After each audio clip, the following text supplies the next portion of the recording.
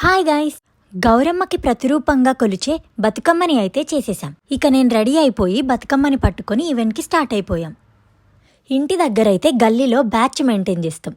ఎట్లుంటుందంటే మాలో ఎవరిని కదిలించినా ఈ పర్టికులర్ పాటకి ఈ స్టెప్సే వేస్తాం.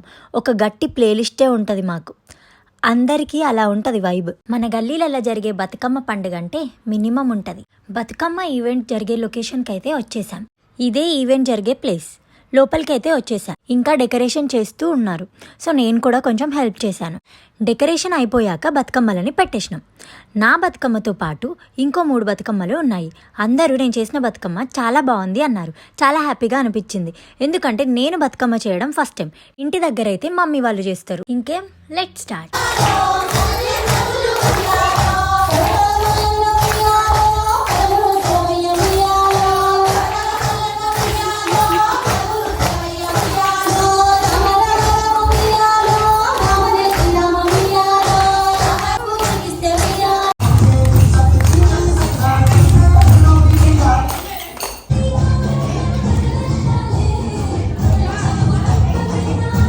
చాలాసేపు ఆడుకొని ఇక బతుకమ్మలను తీసుకొని ఒక్కేసి పువ్వేసి చందమామ ఒక్క జాములాయే చందమామ అనుకుంటూ పాట పాడుకుంటూ తీసుకెళ్ళాం. ఇండియాలో అయితే బతుకమ్మలని దగ్గరలో ఉన్న చెరువుల్లో వేసిస్తాం.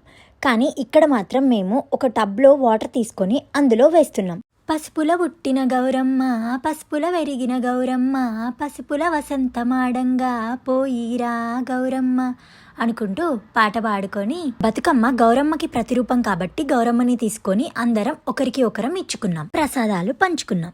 అందరూ ఎవరింటి నుంచి వాళ్ళు ఒక్కో స్పెషల్ తీసుకొచ్చారు. సో అందరం ఇక్కడే తినేసాం. ఫుడ్ మాత్రం చాలా టేస్టీ ఉండే అండ్ చాలా వెరైటీస్ కూడా ఉండే. భలే అనిపించింది. ఆ తర్వాత కొన్ని గ్రూప్ పిక్స్ దిగి ఇంటికి వచ్చేసాం. Bye bye.